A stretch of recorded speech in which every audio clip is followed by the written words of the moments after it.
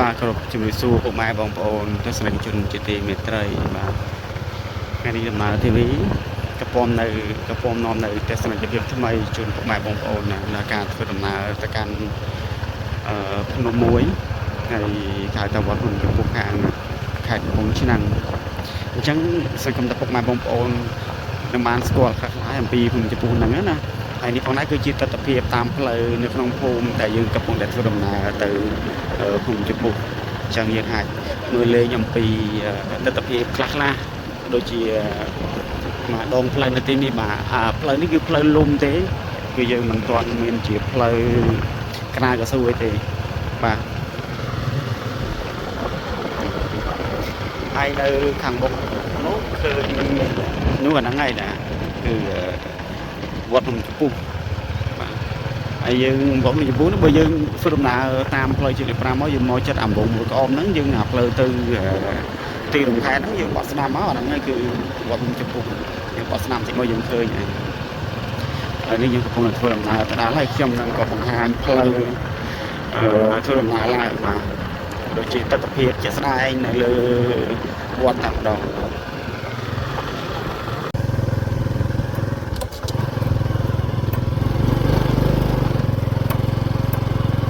បាទជំរាបសួរពុកម៉ែបងប្អូនទាំងអស់គ្នាជាទីមេត្រីបាទនេះជាផ្លូវឡើងទៅខាងលើរបស់ភ្នំពុះហើយទស្សនវិជ្ជាខាងនេះគឺវាមិនទាន់ជាងសង្កាត់អីប្រហែលទេបងប្អូនហើយយើងមានទៅមានចែកដីមានដើមឈើអូច្រើនណាស់បងប្អូនណាតែយើងមកនេះទៅឡើងហើយគឺប្រភេទផ្លូវបេតុង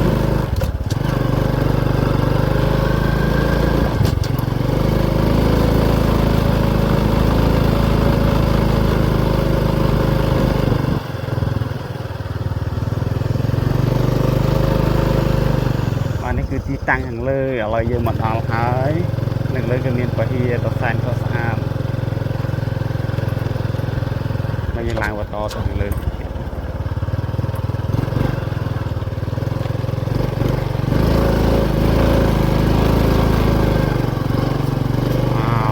ងាត់ណាស់បងប្អូនអើយស្ងាត់បាទពុកម៉ែបងប្អូននេះគឺជាទស្សនវិជ្ជានៅផ្នែកខាងលើណាហៅថាវត្តភ្នំចំពោះបងប្អូនហើយខ្ញុំឲ្យមើលខាងនោះខ្ញុំស៊ូមកមើលទៅអានោះយើងនេះបងប្អូនណាណោខ្លោងទ្វារចូលមកនៅខាងលិចណាជាប់ជាមួយផ្លូវជាតិលេខ5បងប្អូនណាហើយនេះគឺជាទស្សនវិជ្ជាជាក់ស្ដែងនៅខាងលើឥឡូវនេះយើងបានមកដល់ហើយគឺនៅខាងលើនេះគឺស្ងាត់ណាស់បងប្អូនអត់មានប្រសង់ឬក៏លោកយាយឬក៏លោកតាដូនជាអីនៅទេគឺយើងស្ងាត់មែនតើឡើយយើងឡើងទៅផ្នែកផ្សាយដីខាងលើខាងនេះក៏ជាកន្លែងមួយបាទឬស្ងាត់ដែរណាបងប្អូនมันឆ្ងាយទីប្រជុំជនប្រហែលទេប៉ុន្តែបើផ្នែកខាងក្រោមវត្តគឺយើងមានសភាពអ៊ូអរច្រើននេះជាផ្នែកខាងលើខ្ញុំបង្ហាញទស្សនវិជ្ជាជាក់ស្ដែងចឹងទៅហើយនៅដូចជាកត់ចាស់បងប្អូនណានេះកត់ចាស់ទេហើយយើងមានពីងមានអីណា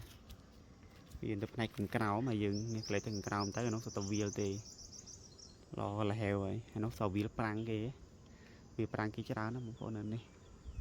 បងប្អូននេះកត់ចាស់អត់មានលោកតាឬក៏ប្រសង់អីឬគាត់ស្នាក់នៅទីនេះទេយើងមើលទៅឥឡូវយើងទៅខាងផ្នែកនេះវិញពហិយអានេះស្រះទឹកបងប្អូនណាស្រះទឹកជាប់មួយពហិយ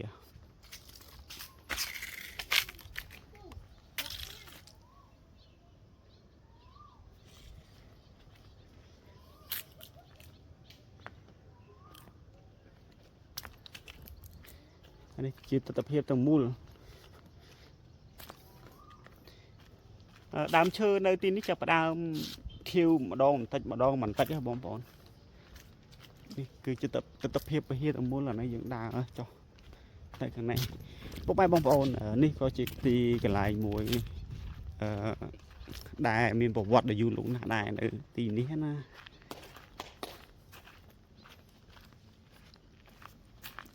ឥឡូវយើងទៅផ្នែកនេះទៀត ខ្ញុំធ្លាប់បានមកទីនេះបានពីរដងដែរមកទីនេះ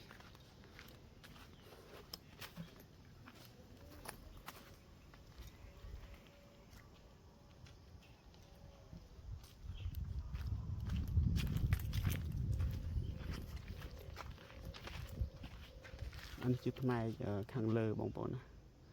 តែខ្ញុំអត់ហ៊ានទៅទេព្រោះភាសាខែនេះយើងសម្បូរទេសសัตว์ច្រើនណាបងប្អូនអានោះផ្នែកខាងលើឬចាស់គាត់ថាមានដានកញ្ចក់ជើងសេះចឹងទេយើងមាននៅខាងលើនេះតែខ្ញុំអត់ឡើងទៅទេ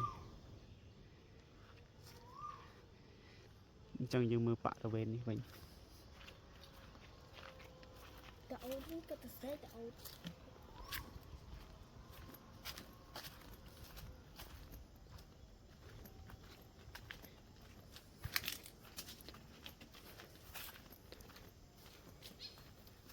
អូនេះមានបាល់នេះ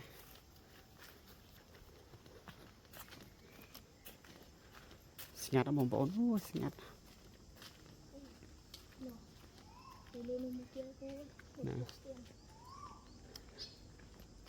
អានេះគេសាលាឆាន់ដែរទេសាលាឆាន់នេះស្ងាត់ទុកចោលស្ទៀងកដោនេះណានោះនេះណានោះគេធំស្បុកបែនបាទបងបុកស្ទៀងហ្នឹងអានេះទស្សនភាពមកជុំព្រះវិហារតែម្ដងកន្លែងនេះយើងមានផ្លូវជាដើរពីរកន្លែងយើងចុះអានេះគឺឡើងពីកន្លែងវត្តមកណាពីសាលាឆាន់វត្តក្រោមមកនេះកន្លែងនេះចុះមកយើងចុះទៅដល់ក្រោមហ្មងបងប្អូន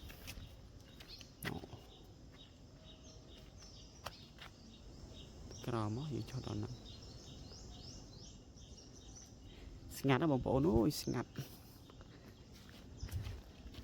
ហើយនៅនេះទីប្រជុំជនដែរទេតែយើងខាងលើនេះស្ងាត់ឡើងមកមិនអត់មានប្រសង់អត់មានវិជីទេស្ងាត់ណាស់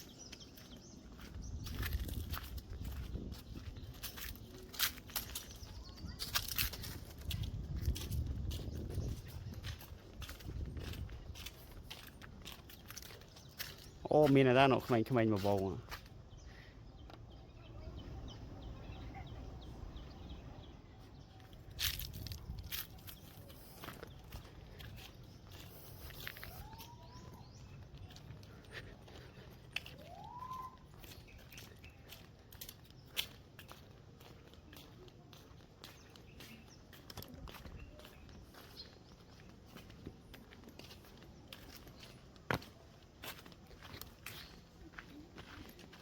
អានេះស្រស់ទឹក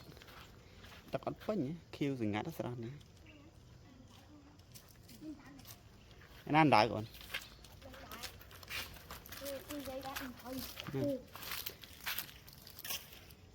អត់មានផងហ្នឹងនៅបាក់ខំលើគេនិយាយដែរនិយាយថាម៉េចនិយាយថានៅបាក់ខំមានថាទេមានតែអត់ដឹងទេតែគេថាមានចូលមានអត់អត់ដឹងដែរទេមកពីទៅនៅមានតែ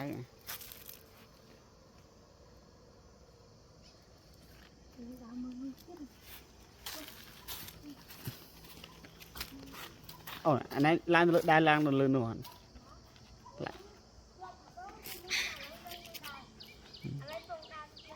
ឡើងទៅលើនោះមែនអាឡើងទៅដែរចឹង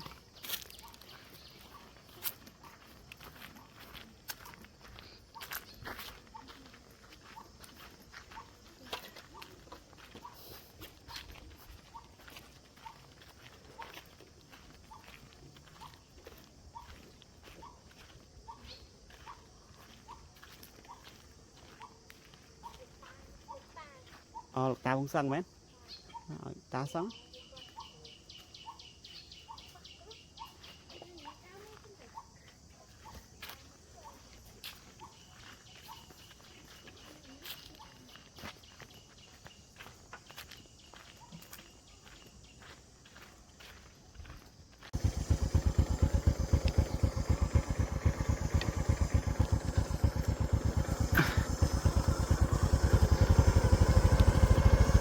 bà lấy cho tôi với nhá bông bông ô chào tại nó bông bông mình chợ sài tới mà